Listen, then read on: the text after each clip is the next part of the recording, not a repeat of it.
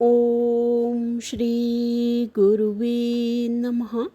यस्य स्मरणमात्रेण ज्ञानम् उत्पद्यते स्वयं, या एव सर्वसम्प्राप्ति तस्मै श्रीगुरुवे नमः। ॐ शान्तिः शान्तिः शान्तिः। ओम।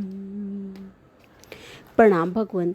श्री विचार सागर दर्पण स्वामी श्री मनोहरानंद जी महाराज और हमारा छठा तरंग चल रहा है भगवान, जिसमें जो हमारे तर्क दृष्टि हैं वो गुरु जी से न्याय मत को समझ रहे हैं कि न्याय मत के आत्मा का कथन व खंडन क्या है।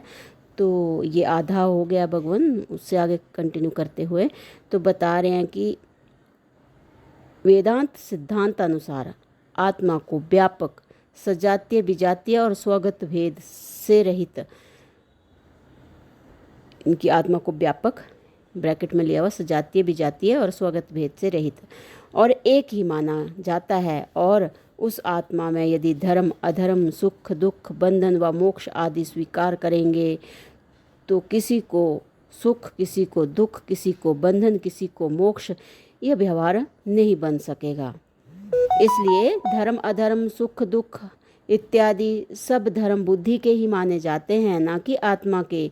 यद्यपि बुद्धि आत्मा में कल्पित है, इसलिए जो बुद्धि के धर्म हैं वे भी आत्मा में ही कल्पित हैं, किंतु जो वस्तु जिसमें कल्पित होती है वह वस्तु उस अधिष्ठान में परमार्थ से इनकी वास्तव में नहीं होती। जो वस्तु जिसमें कल्पित होती है वह वस्तु उस अधिष्ठान में परमार्थ से वास्तव में मतलब नहीं होती। जैसे रस्सी में कल्पित सर्प वास्तव में रस्सी में नहीं होता, उसी प्रकार राग द्वेष, धर्म अधर्म, सुख दुख, बंध मोक्ष, ये सब वास्तव में आत्मा में नहीं हैं। इसलिए आत्मा इन सब धर्मों से रहित, व्यापक और एक है। जैसे हम देखते हैं कि संसार में उसी वस्तु का नाश होता है जो परिच्छिन्न मतलब महदूद होती है, परिच्छिन्न होती है जो, किंतु आत्मा व्यापक है, परिच्छिन्न नहीं किंतु बेहद है। इसलिए आत्मा का कभी नाश नहीं होता, और जिसका कभी मतलब 3 कालों में नाश नहीं होता उसको सत कहते हैं। इसलिए आत्मा सत है। यदि कोई कहे कि मैं व्यापक आत्मा के नाश का अनुभव किया है, आत्मा के नाश को जाना है, तो हम कहेंगे कि जानने वाला तो फिर भी रह गया और वही आत्मा है, और उसका, इनकी उस साक्षी का तो नाश हुआ ही नहीं। इसलिए वह साक्षी रूप आत्मा सत है। वह आत्मा चित्त मतलब चैतन्य है, क्योंकि चित्त कहते हैं प्रकाश रूप ज्ञान को। अंतःकरण और इंद्रियां तो जड़ हैं, उनसे किसी वस्तु का प्रकाश मतलब ज्ञान हो नहीं सकता। इसलिए आत्मा सबका प्रकाश होने के कारण प्रकाश रूप चित्त अथवा ज्ञान स्वरूप ही सिद्ध होता है। यदि कोई कहे कि आत्मा जड़ है और ज्ञान केवल उसका गुण है ना कि स्वरूप, तो हम उनसे पूछते हैं कि आप जिस ज्ञान को आत्मा का गुण मानते हो वह नित्य है या अनित्य? वह नित्य है या अनित्य? यदि नित्य कहोगे तो आत्मा का स्वरूप ही मानना पड़ेगा, क्योंकि आत्मा से भिन्न सब वस्तु अनित्य हैं। और यदि ज्ञान को आत्मा से भिन्न मानोगे तो अनित्य मानना पड़ेगा। इसलिए यह कहना चाहिए कि ज्ञान आत्मा से भिन्न नहीं किंतु आत्मा का ही स्वरूप है, और आत्मा को ज्ञान स्वरूप मान करके फिर जड़ कह देना अपनी बुद्धि की मंदता को प्रकट करना ही है। यदि कोई कहे कि ज्ञान आत्मा का गुण तो है किंतु नित्य नहीं, अनित्य है, तो यह कहना भी ठीक नहीं, क्योंकि हम देखते हैं कि जो वस्तु अनित्य होती है वह सब जड़ ही होती हैं। जैसे घड़ा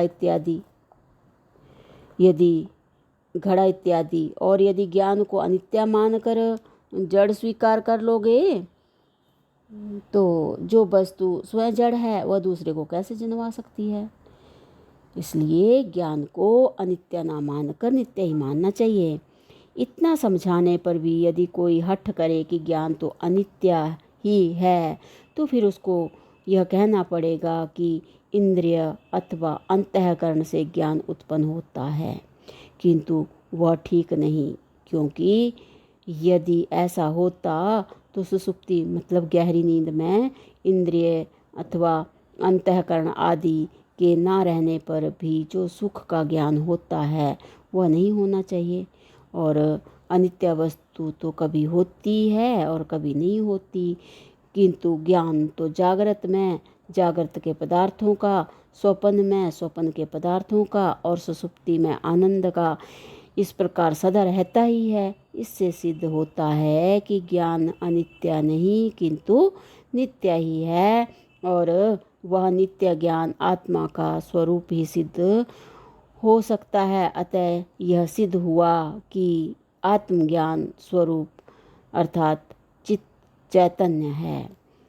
इस भांति आत्मा अनंत स्वरूप भी है, क्योंकि यदि आत्मा अनंत स्वरूप ना होती तो सुषुप्ति में अथवा समाधि में जहाँ विषयों का नाम भी नहीं है वहाँ आनंद का भान न होता, तथा विषय संबंध जो आनंद प्रतीत होता है वह भी उसी आत्मस्वरूप आनंद का ही प्रतिबिंब है। क्योंकि यदि विषयों में आनंद होता तो जिस विषय में एक पुरुष को आनंद आता है उस विषय से दूसरे को दुख नहीं होना चाहिए, परंतु हम देखते हैं कि एक पुरुष को देखकर उसके मित्र को तो आनंद होता है किंतु उसके शत्रु को दुख होता है। यदि कोई कहे कि विषय ही आनंद रूप हैं तो यह कहना भी ठीक नहीं है, क्योंकि यदि विषय ही आनंद रूप होते तो जैसा आनंद भोग के समय आता है वैसा तृप्ति के बाद भी आना चाहिए, किंतु ऐसा नहीं होता। हम देखते हैं कि किसी बच्चे को जब तक भूख रहती है तब तक तो उसे मिठाई से आनंद आता रहता है, किंतु जब पेट भर कर तुम्बा हो जाता है तब उसे मिठाई से उसको घृणा हो जाती है। यदि मिठाई आनंद स्वरूप होती तो जैसा आनंद भूख के समय आता है वैसा ही तृप्ति के बाद भी आना चाहिए, किंतु नहीं आता। इसलिए यह मानना चाहिए कि विषय स्वयं आनंद स्वरूप नहीं है, और जो उनमें आनंद आता है उसका आनंद यह है कि जब हमारा मन विषय को भोगते समय विषय में तल्लीन इनकी एकाग्र हो जाता है, तब उसी एकाग्र मन में आनंद स्वरूप आत्मा का प्रतिबिंब इनके अक्ष पड़ता है। और यह नियम है कि जैसा बिंब वैसा प्रतिबिंब। अतः आत्मा आनंद स्वरूप होने के कारण उसका प्रतिबिंब भी आनंद स्वरूप ही पड़ता है, आनंद स्वरूप ही पड़ता है प्रतिबिंब।